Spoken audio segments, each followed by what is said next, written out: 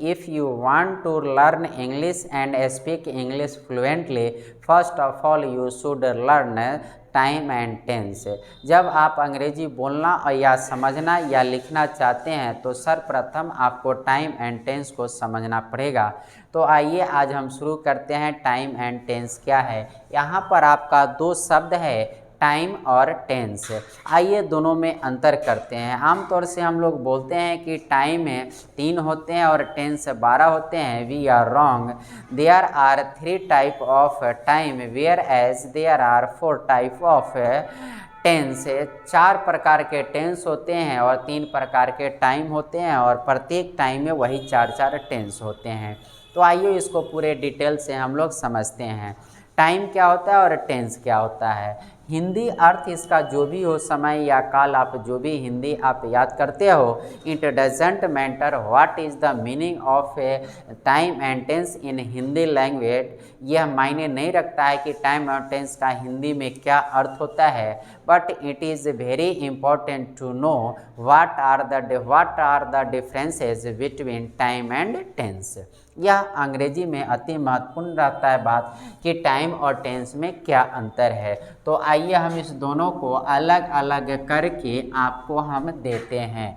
तो अगर हम इसकी बात करें तो पहला हमारा यहाँ पर टॉपिक निकल के इससे आएगा टाइम, और दूसरा टॉपिक अगर निकल कर यहाँ से आएगा वो आएगा हमारा टेंस।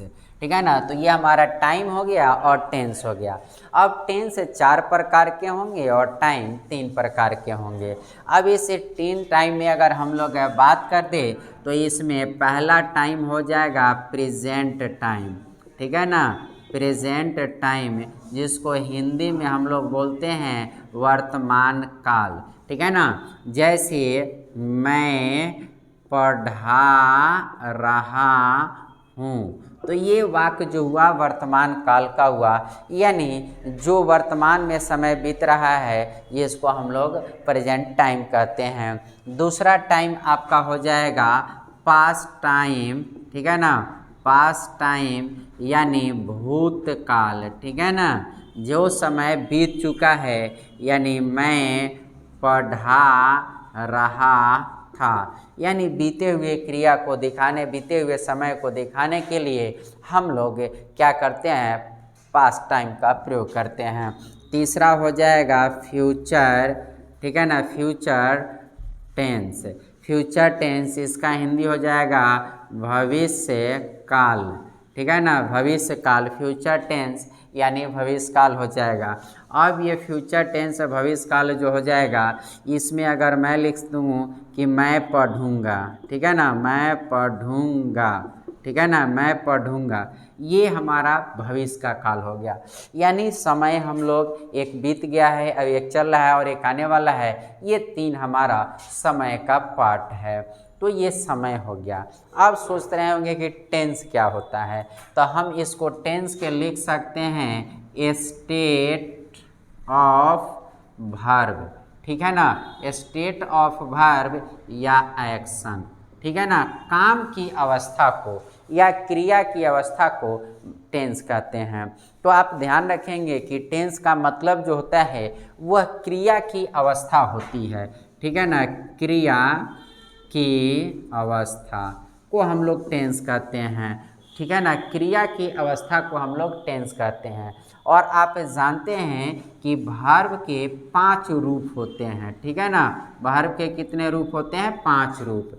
V1 होते हैं, V2 होते हैं, V3 होते हैं, V4 होते हैं और V5 होते हैं। और वर्ब के इन 5 रूपों को, यानी ये फॉर्म हुए, अवस्था नहीं, फॉर्म, रूप। ठीक है ना, ये 5 रूपों का प्रयोग करके वर्ब की 4 अवस्थाएं बनाई गई है। वर्ब के 5 रूप है। Forms of any verb is 5, V1, V2, V3, V4, V5। Whereas state of tense या फॉर्म ऑफ टेंस इज 4। ये टेंस की 4 अवस्था, इसका निर्माण वर्ब की ये 5 रूपों से होती है। अब ये अवस्था अगर आप नहीं समझ रहे हैं तो आप इसको देख सकते हैं। इसको हम लोग कहते हैं, पहला अवस्था कहते हैं सिंपल टेंस कहेंगे। पहला टेंस का प्रकार होगा सिंपल टेंस होगा, दूसरा का प्रकार सिंपल टेंस हो गया, ये 1 नंबर हो गया। 2 नंबर की अगर हम लोग बात करें तो इस 2 नंबर में आ जाएगा कंटिन्यूअस टेंस, ठीक है ना, कंटिन्यूअस टेंस। और 3 नंबर में आ जाएगा परफेक्ट टेंस, परफेक्ट टेंस। और 4 नंबर में आ जाएगा क्या कहते हैं, perfect continuous tense, perfect continuous tense, perfect continuous tense. अब ये 4 टेंस हुए, simple tense, continuous tense, perfect tense, perfect continuous tense.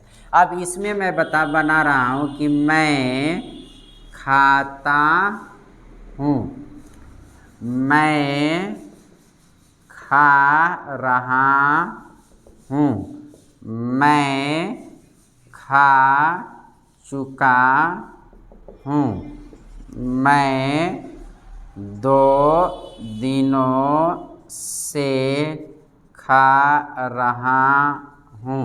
भाई आप 2 दिन से क्या खा रहे हैं, पेट है या अनाद है, आश्चर्य की बात है।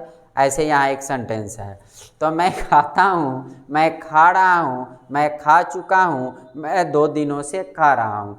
अगर आप इसमें अगर देखते हैं तो यहाँ पर सब्जेक्ट सब में इक्वल है, ठीक है ना, सब में, लेकिन वर्ब का यहाँ खाता का सेंस है, खा रहा का सेंस है, खा चुका का सेंस है, और यहाँ खा रहा है टाइम के साथ है सेंस। एक्चुअली ये वर्ब की यही अवस्था है। आप क्या कह रहे हैं, इसमें खाने का काम कर रहे हैं, आपने जस्ट कह दिया कि मैं खाता हूँ, आपने एक्टिविटी कर रहा है खाने का। इसमें रहा हूँ, खा रहा हूँ, मतलब वो अभी जारी है, वर्क को आप कर रहे हैं। इसमें खाने का पहले काम समाप्त कर चुके हैं और ये 2 दिनों से खा रहे हैं। यानी किसी क्रिया को इसी 4 तरह से आप कर सकते हैं, किसी भी वर्ब को या क्रिया को आप इन्हीं 4 रूपों में कर सकते हैं। जैसे मैं पढ़ता हूँ, मैं पढ़ रहा हूँ, यानी अभी पढ़ता हूँ मतलब एक बात कह सकते हैं कि मैं पढ़ने का काज कर रहा हूँ, यानी पढ़ना काम है एक। फिर मैं पढ़ रहा हूँ यानी वर्तमान में उस काम को जारी रख रहा हूँ। मैं पढ़ चुका हूँ यानी काम को समाप्त कर चुके हैं, और मैं 2 घंटों से पढ़ रहा हूँ यानी उसको कंटिन्यूटी अभी भी लिए हुए।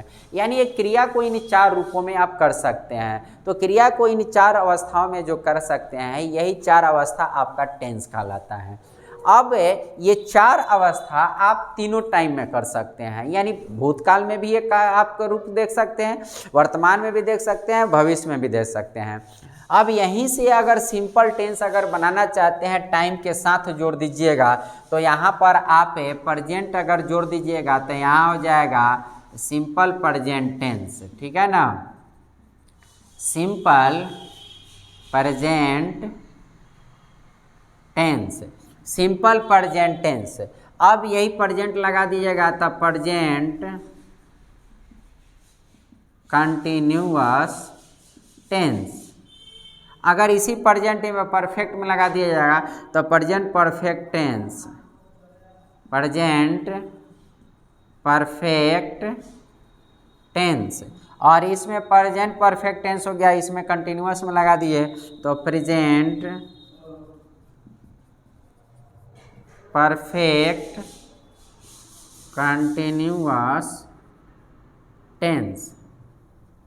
अब देखिए ये 4 फिर इसमें बन गए, ठीक है ना, प्रेजेंट सब में लगा दिए तो ये 4 बन गए, फिर पास्ट में लगा दिए तो उसका पास्ट का 4 हो जाएगा, और फ्यूचर में लगा दिएगा तो फिर फ्यूचर का 4 हो जाएगा। तो इसी को 4 या 12 को हम लोग टेंस जोड़ देते हैं, लेकिन एक्चुअली वो तीनों टाइम में है, टेंस अलग अलग नहीं हुआ, टेंस यही 4 हुआ, यही 4 प्रकार का यही टेंस होता है। तो हम लोगों ने टेंस क्या होता है और टाइम क्या होता है इस कंसेप्ट को सीखे। अब इसके बाद हम लोग ये सीखेंगे कि इसे टेंस में प्रेजेंट टाइम में जो सिंपल प्रेजेंट टेंस क्या है, प्रेजेंट कंटिन्यूअस क्या है, 1 बाय 1 करके और सारे के स्ट्रक्चर्स को, और फिर ये एक्टिव रूप को इसको देखेंगे, फिर पैसिव रूप को देखेंगे, और 1 बाय 1 करके जब टेंस हम लोग कंप्लीट कर देंगे तो आई थिंक आप ऐसे बन जाएंगे कि आप अंग्रेजी बोल सकते हैं। Thank you.